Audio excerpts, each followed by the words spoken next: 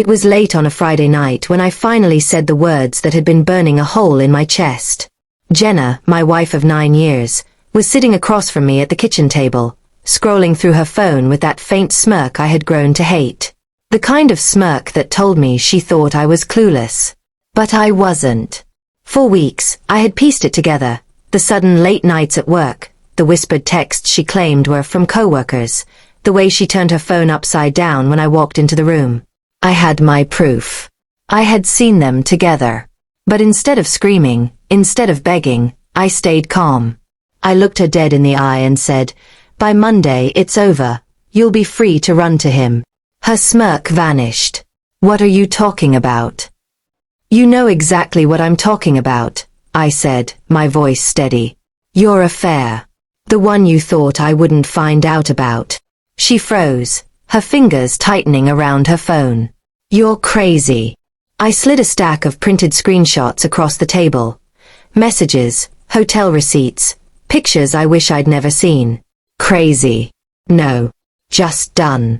Her face went pale. "By Monday," I repeated. "The papers will be ready. I won't stop you. You'll be free to run into his arms. And I'll be free of you." She opened her mouth, but no words came out. I stood up, walked past her, and left her sitting there in silence. The weekend that followed was strange.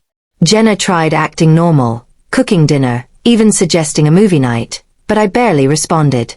Every smile she forced felt like a dagger twisting deeper. By Sunday night, she finally broke down. Tears streamed down her face as she whispered, "Please, don't do this. I made a mistake." I looked at her, empty of all the love I once felt. "No, Jenna. A mistake is forgetting an anniversary. A mistake is burning dinner. What you did was a choice." She sobbed harder, reaching for my hand. I pulled it away. I had already made peace with my decision. Monday morning came. I had the papers ready. She sat at the table again, mascara smudged, looking nothing like the confident woman who once thought she could juggle 2 lives without consequence. I set the envelope in front of her. "There's your freedom." Her hands shook as she stared at it. "And here's mine," I added, slipping off my wedding ring and placing it beside the envelope. For a long moment, neither of us spoke. Finally, I said, "You wanted him? Go. But don't ever think you can come back." I grabbed my keys, walked out the door, and didn't look back. That night, as I sat in my new apartment, the silence felt different. It wasn't the emptiness of betrayal anymore. It was the peace of a man who had finally chosen himself.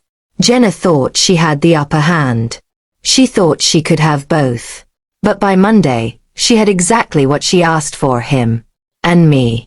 I had something better. Freedom.